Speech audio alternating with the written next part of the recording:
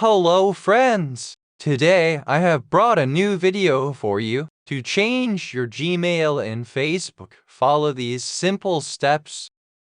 1. Sign into your Facebook account. 2. Click on the down arrow at the top right corner of the page. 3.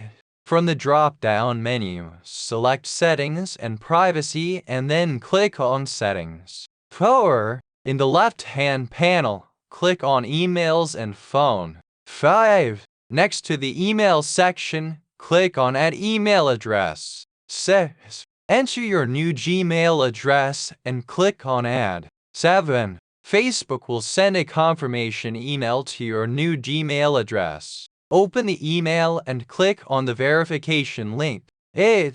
Finally, go back to the Emails and Phone section in Facebook settings and click on the Primary Contact drop-down menu to select your new Gmail address as the primary email.